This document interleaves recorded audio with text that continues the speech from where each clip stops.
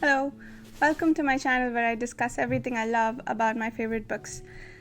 Today I'd like to discuss with you The Forgotten Beasts of Eld by Patricia A. McKillip. But before I get into that, I'd like to make a bit of an apology for not posting anything for nearly a month and a half, I think, on my channel. Maybe it's even been 2 months, I'm not sure. I changed roles in my job recently, and that's come with a lot of learning and catching up that I have to do. So I've been using my weekends, which is when I used to film, mostly for winding down and preparing for the upcoming week. So I haven't been able to sit down and film the videos that I had planned. I've got a few in the backlog that I've got to film yet, and haven't been able to make the time, but I'm getting there. I am also working on figuring out a bit of a regular schedule that I can post on. I'm hoping to get that worked out by the beginning of next year, because I have a lot of upcoming travel, and again, I'm still probably going to spend the next 2 months still catching up a lot at work. So yeah, please bear with me while I figure all that out. I'll post when I can in the meantime. And thank you so much for subscribing or commenting or watching or interacting with my channel in any way. That really means a lot to me, and I really appreciate it. Thank you. So on to The Forgotten Beasts of Eld. This is a book by Patricia A. McKillip. It's a pretty short book, published in 1974.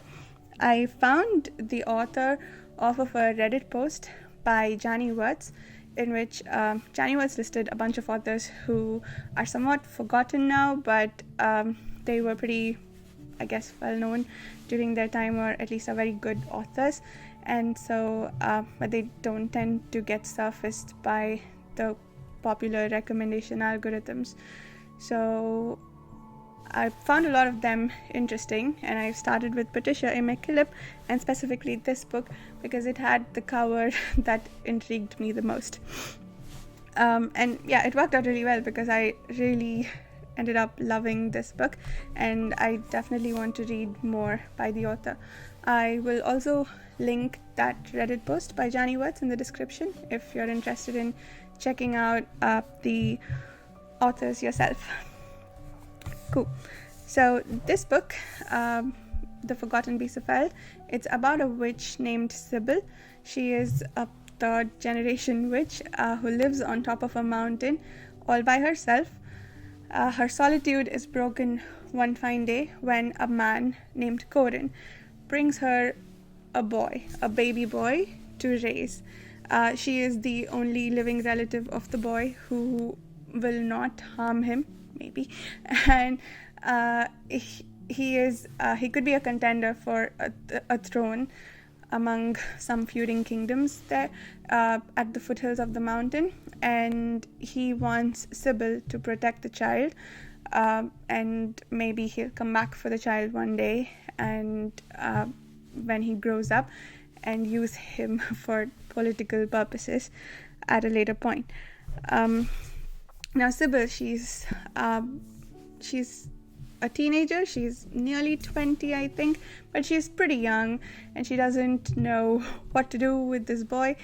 So she uses the help of another witch who lives, I think, a little ways down the mountain, and together they raise the boy for several years, I think, until he turns about 10 or so, if I remember correctly.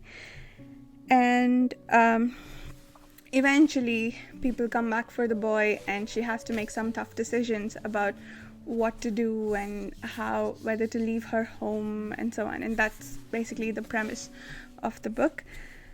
Now, this book, in my opinion, it's kind of a study in minimal world building. So in the first 2 pages, we get a full family history, or well, at least as much as we need to get on with the story. It's almost fairy tale like in how little explanation there is, and just a sequence of actions. This this wizard had a baby with this woman, and then that baby grew up and went to live on the mountain and called a bunch of creatures to him, and then he had a child who kept calling more creatures to him, and they had a girl who is now Sybil. All of this happens in 2 pages, and I really loved how that read, how quickly we got into the story, but we also got a lot of family history. And yeah, why did the boy go up to the mountain? I don't know. It doesn't matter. It's not important to the story, but I loved that aspect of it. Just matter of fact, this happened, and then this happened, and then this happened. I really enjoyed that style. The magic that the people of this family possess is the power to call mythological creatures to them. So there's a lot of forgotten creatures who are only famous now in stories, and sometimes even the stories have been forgotten and are only to be found in obscure texts in forgotten libraries. And this family knows of these creatures or finds out about them and then calls them to themselves. And on top of the mountain, they have a home for all these creatures that they've called to themselves. So at Sybil's time, they have a dragon, a cat, a lion, and a raven, a swan, I think, and they all featured in some stories. And so I think that is another example of just telling us some of the history and mythology of the world through each of these creatures. It's kind of amazing how real and solidified the world feels with how little storytelling there is with respect to the history or the mythology. It's just a few sentences here and there that just add up to a very believable and real seeming world. So that I thought was very well done. In terms of the characters, we have several important ones. Sybil, of course, the witch, who reminds me of Granny Weatherwax, I think, from Discworld. Well, without the comic elements, of course, but her magic reminds me of Granny Weatherwax because she uses birds to spy on people and get information. She uses herbs for curing people, and she's got this no-nonsense, matter-of-fact approach to everything. And you really get the feeling that when she comes, she will solve problems for you. So that whole thing reminded me of Granny Weatherwax from Discworld. So I really liked reading her character. Sybil, of course, she's deeply mysterious. The nature of her magic is mysterious as well, and we don't get most of the book is narrated from her perspective, but we don't really get her feelings or thoughts, at least not a lot of it. I don't think it's mostly her state of mind is usually conveyed through the environment and a description of the surroundings and how the animals are behaving around her, which I thought was pretty interesting. There is an example that I'd maybe like to read to you a bit later to explain what I mean. And then Corin and the boy Tam, they are really wonderful characters as well. I'll admit I spent a bit of the early book wondering whether or not Corin was a good guy or a bad guy, but he turned out to be a character that I loved very much. The boy Tam is very lovable and adorable in his own way, and for a short book, I think how much I ended up loving the characters, that surprised me again. And Corin also has a bunch of brothers. I don't remember any of them specifically, but the interactions between the brothers was a lot of fun to read as well. And the animals, each of them is a character in their own right. The one that stood out to me the most was the bear. I forget his name, but he is he knows the answers to all riddles except one. I feel like that means something, but I couldn't quite figure out what. But that's another way that some of the mythology of the world is conveyed, through the riddles that the bear asks the people around him. So he was an interesting character. He is often the voice of reason in the books. There is also a dragon who loves to hoard gold, so that was a bit of a comic element in the story as well. Now, in terms of themes, I think the most important one that the book explores is power dynamics, and it does this at various levels. Not just power dynamics, but also the control and exercise of power, when it is okay and not okay to exercise your power when you are the more powerful person in an interaction. When what the fear of such power can do to you, and what having such power can also do to the one wielding it. These are all some very complex themes that are explored in significant detail in this book and at many different levels. There are also some really complex relationship dynamics, like the one between Sybil and Corin for sure, and the one between Sybil and Tam, especially after Tam grows up and starts to make his own decisions, and Sybil has to decide whether to keep him or let him go and be his own man. There is also an exploration of the cost of vengeance, especially on the person seeking the vengeance, what it can do to you, whether it is a worthy goal or do you lose yourself in the process. I think those were all the important themes that I thought the book explored really well and convincingly. Now, so far it has been pretty spoiler free, I think, but I'd like to switch over to a bit of a spoiler discussion. So because I want to discuss some specifics about some of the exploration of the exercise of power. But I'll start with a quote that I want to read you, going back to my earlier point about how the environment and the animals are used to convey Sybil's state of mind. I think the one that stood out to me the most was this particular paragraph that I'm about to read. This is immediately, spoilers, this is immediately after Tam leaves Sybil. He decides to go be with his father and become the prince of his land, and that doesn't mean that he loves Sybil any less. He just wants to find out what that's like. He wants to not just be this lonely boy on the mountain, and he wants to, I guess, take over his destiny of becoming a prince. She turned, shivering a little, and went back into the garden. The snow began to fall, light, silent, endless. Jules' lion appeared silently beside her. She trailed her hand absently through his mane. She went into the quiet, darkening house and sat down before the fire. Mariah came to rest at her feet. She sat there while the fire crept into embers and pulsed within them secretly, and while they burned themselves to blackness and the night fell, cold, around her, and the snow fell across her threshold, blotted the last footprints of Tam and the crescents of the print of the king's horse.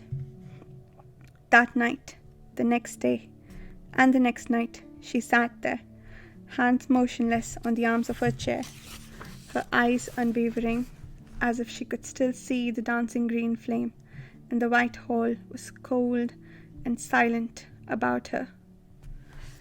So I really love this scene because it shows how much her animals love her, how they are trying to comfort her, even when it's clear that she probably can't be comforted. The silence and the stillness conveyed by those words, that I felt everything going quiet around me as I read that paragraph. I just thought that was so well done. And that's one example that is generally how the author tends to convey Sybil's feelings through the book, and I thought that was really interesting to read. The king, the boy's father, he is called by Sybil to come to the mountain. She can call animals, but she can also use this to call people and control them the same way she controls the animals. But she chooses never to exercise that if she can help it. So she uses her power to call the king to the mountain so that Tam can see him and decide whether he wants to go to the kingdom and be with him. And so the king, when he realizes that this is the power she holds, he becomes terrified of it, and he wants to, one, not be afraid of it anymore, and two, own that power.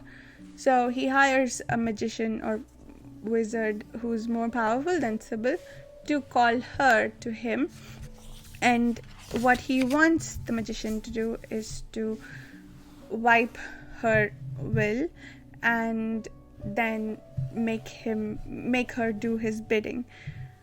Sybil, when she realizes that this is what is about to happen, she begs the wizard to not take her will.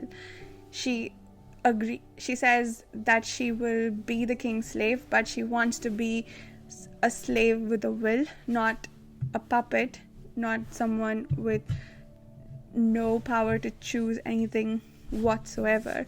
And I thought that was really powerful, because she, even as a slave who is being controlled, she will be someone without the power to choose, but knowing that she can choose if she wants to, that is really important to her.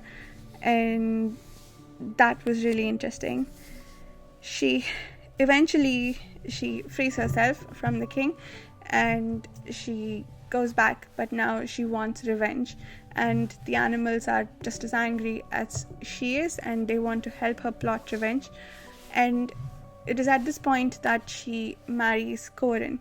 She sort of loved him before, but now she marries him with the ulterior motive to use his kingdom to get revenge on Tam's father. But she does love him, but it's unclear to her whether she really does, because she knows that she married him for other reasons. She tries to protect him from finding out about what happened to her so that he doesn't lose himself in rage and the need to avenge her. Corin walks in on Sybil when she's plotting with his brothers to bring war to Tam's kingdom. And when she tries to explain to him why she held back information from him, but when his anger doesn't abate, she uses her power on him to make him forget. And then she immediately feels remorse for it, and she promises herself that that will be the last time. But given how desperately and almost subconsciously she exercised her power, she is unsure if she will keep to that promise. And so she begins to grow afraid of herself almost. And I think it is at this point that she starts to maybe realize what the need for vengeance is doing to her. So far, the bear and the witch have been trying to talk her out of it, because she's the one that she's hurting the most and it's basically consuming her. It's gotten to the point where she doesn't know what she will do once her objective is attained. So they try to explain to her or talk her out of it, but I think it is at maybe this point that she starts to realize that she's really losing herself in all of this, and she's hurting herself and the people around her the most. And she comes to her senses eventually, decides that she doesn't want revenge anymore, and she goes back to her mountain home, where Corin and Tam find her, tell her that they still love her, that they support her, and they work again on building up a relationship together. And I thought that that was wonderful, that they show that even though the relationship between Corin and Sybil, it didn't necessarily have good roots in the reasons that Sybil married him. She did love him in her own way, and now that she's free of the bonds that she imposed on herself, she can now actually explore the affection that she has for him. So that was nice.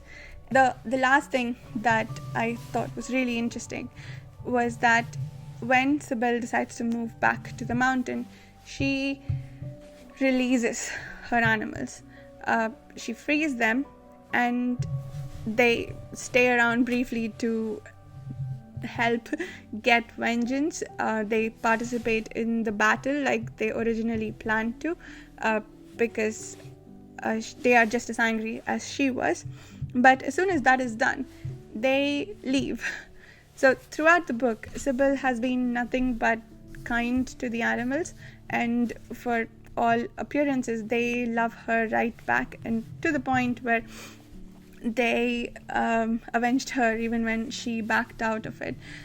But they did miss, apparently, having the power to choose for themselves whether or not they need to be around Sybil all the time. They were called to her, either she called them or her forefathers did, and they arguably had better living circumstances than they had before, but they did not have the power to choose whether to stay or leave. So as soon as that power was returned to them, they chose to leave, which is, again, I think, tying back to the theme of free will and the power to choose being the most important things. I think we've seen that in multiple ways now in this book, and I think this was the last piece that sort of tied the bow together and brought it to a really nice conclusion. So overall, I did really enjoy this book. I thought it is very important in terms of the themes that it explores, and it's a great story. If it reads a bit like a fairy tale almost, because of just how the narrative flow works.